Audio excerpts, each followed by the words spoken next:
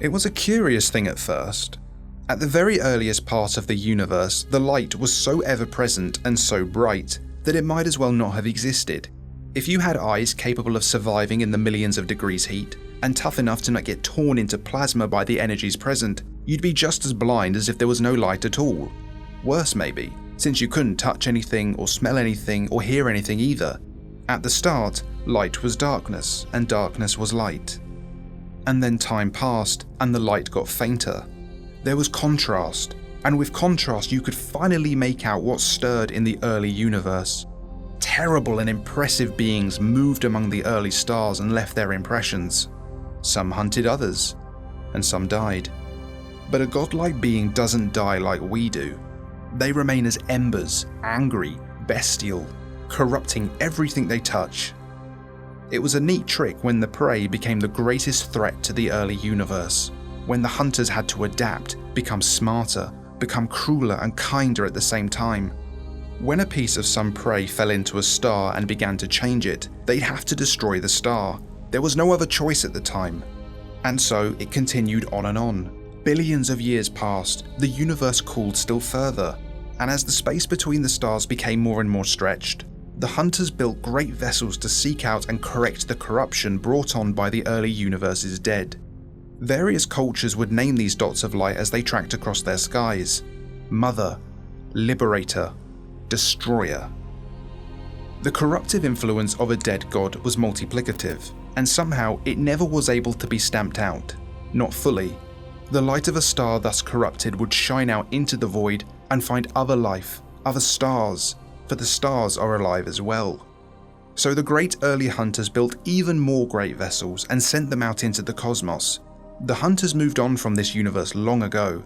Their great machines are the only evidence left that they once walked in darkened places. But their great hunter vessels had their own intelligences. They knew where to go and why. This one knew that a shard of some broken dead thing was travelling at the speed of light towards a little star on the outskirts of a mostly barren galaxy.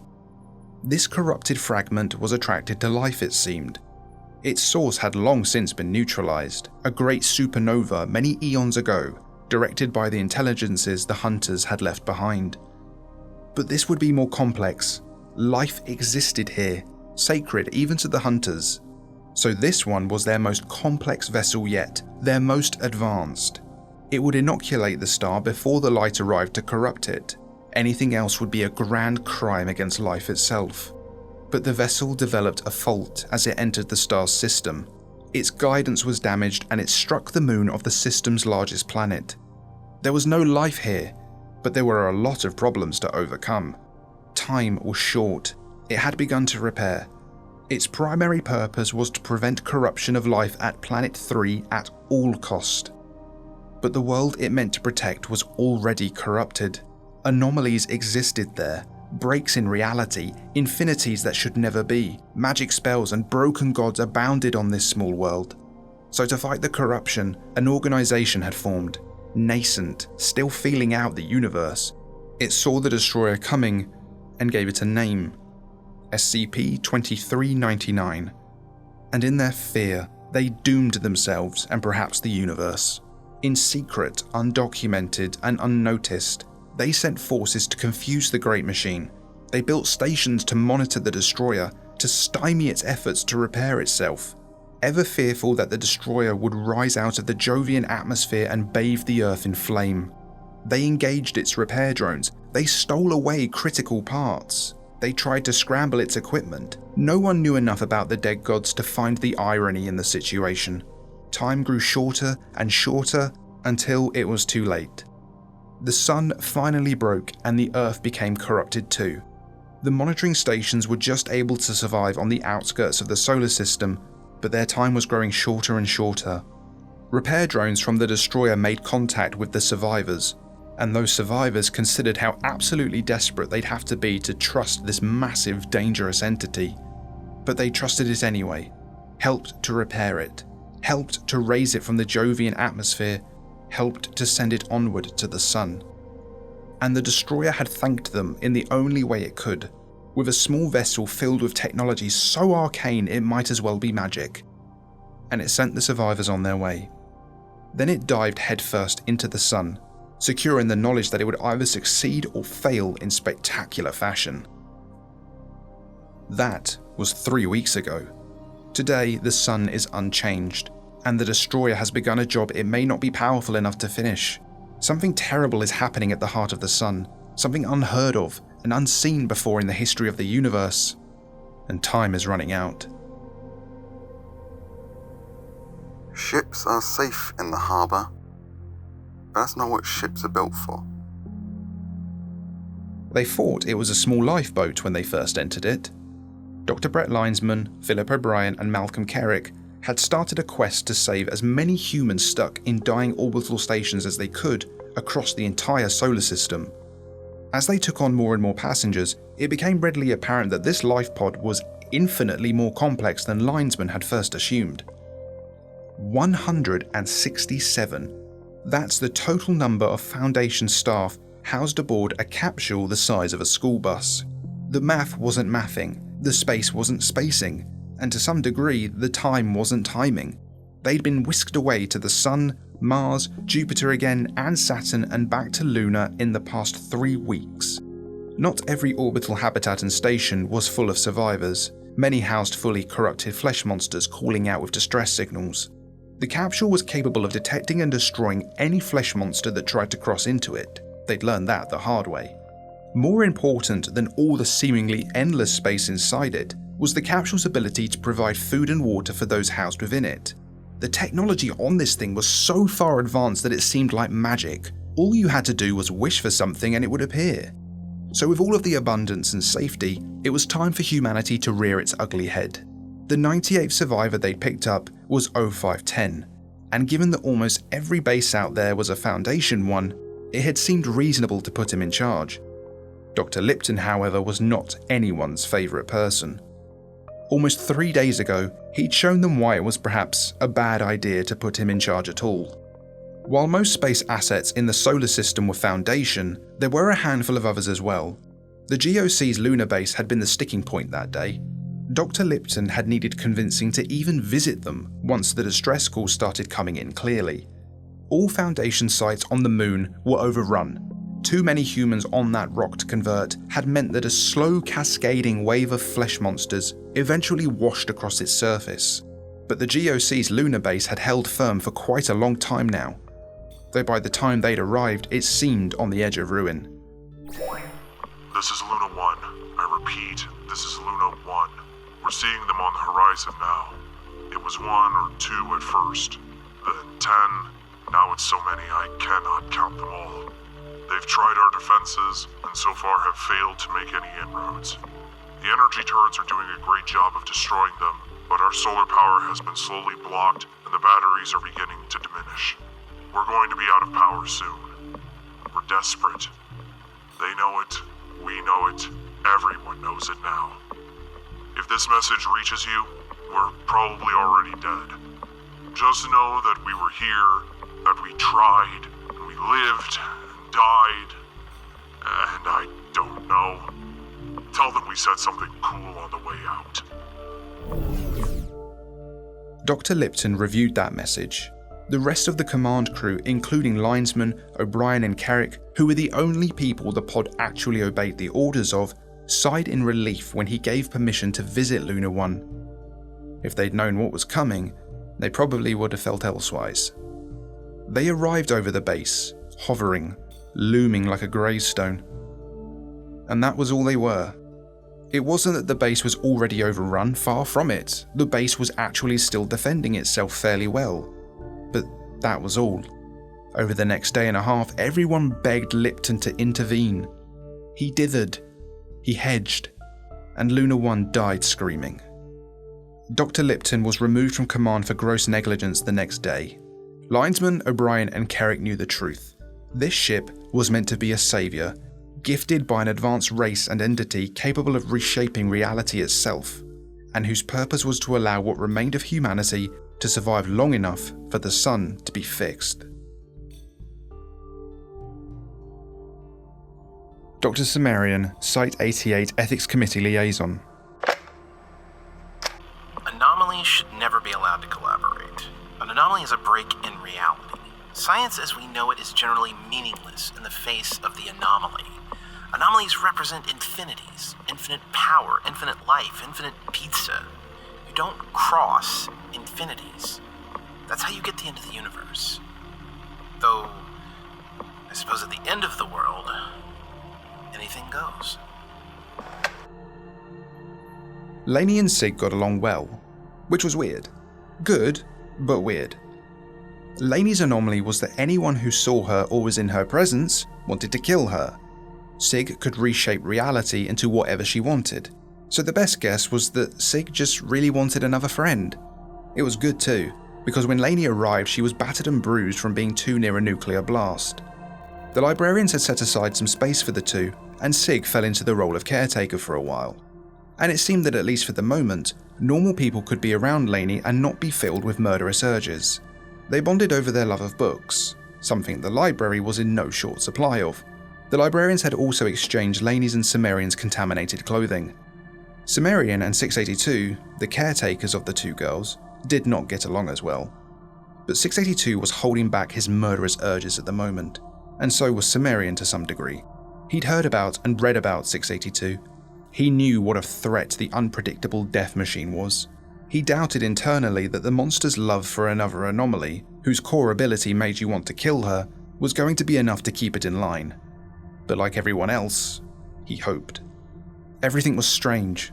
Saved by the old man, working with the hard-to-destroy reptile, worrying about the star-eyed witch-child, hoping she was getting along with the girl that everyone was supposed to want to kill. Sometimes it was hard to keep this all straight in his mind. Kira North, the other Foundation staff member that the librarians were treating as key to this whole mess, was a comfort of sorts. An adult human without any sort of anomalous abilities was a rare sight in the library. Of course, her constant companion being a bandaged old-timey policeman certainly kept things interesting. Especially when it had leapt to his and Kira's defense when 682 first saw them both. Unsurprisingly, 682 was enraged to see not one, but two high-level SCP staff members on the other side of that portal. Lainey had to jump between them both to prevent what would have been no doubt a visually spectacular showdown. This man had a sword made of fire. When they were all called into the Serpent's haven at the center of the library, he'd felt strange. The great Serpent had tapped a black branch with his tail, and suddenly they were in space, but also still in the room with the snake.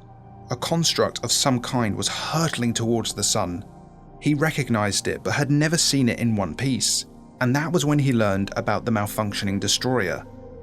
The thing about living after the end of the world is that sometimes you fail to account for all the other ends of the world you were worried about. The malfunctioning destroyer, once buried deep inside the red spot of Jupiter, was free and had dived face first into the sun, which frankly was the best of all possible endings for a heat fort. Then the Serpent continued from high atop its many-branched perch. Events are concluding, but there is still much to be done. The cascade failure of reality is still in motion, and if but one of you should fail, then everyone fails. Your branch will be severed, and your reality will be condemned to the never was. It looked directly at Cimmerian. You must assist the destroyer. It is missing a key component, stolen by your Foundation and incarnated in a human child. I'm sure you think I can help with that, but I don't know about anything stolen from SCP-0399. She stands among you. Sig, SCP-239, stepped forward. It's me, yes? Indeed. And you will return the part of you that was stolen from the destroyer. Kira spoke up and shook her head.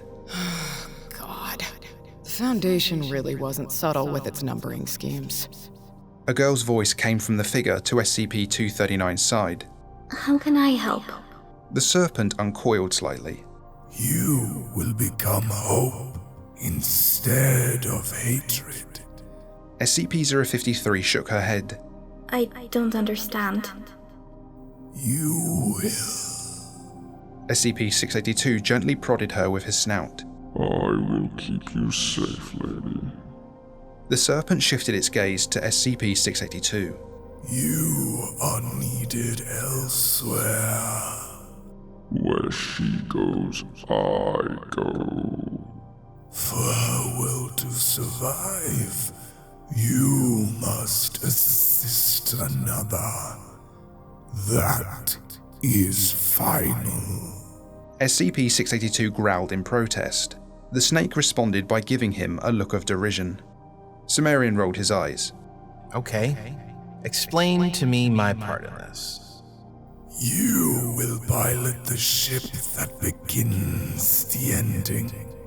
Your incarnation does not die today, nor tomorrow, nor for many years yet.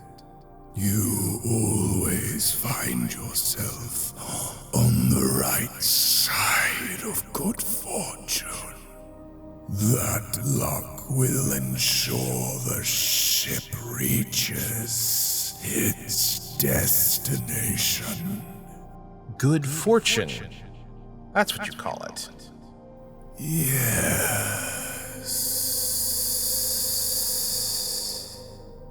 Great. Super helpful.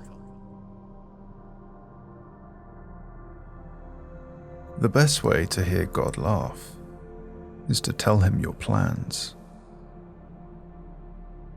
Kira North sat on the edge of her bed. The librarians had built them all what could loosely be described as bedrooms to get some rest. Filled bookcases made suitable walls. The bed could have been comfier. She was not ashamed to say she felt anxious, scared even, but also irritated. She had been irritated the entire time the conversation with the Serpent had been ongoing. She felt unneeded. All this talk of spaceships and her role was to press buttons. Important buttons, but still just buttons.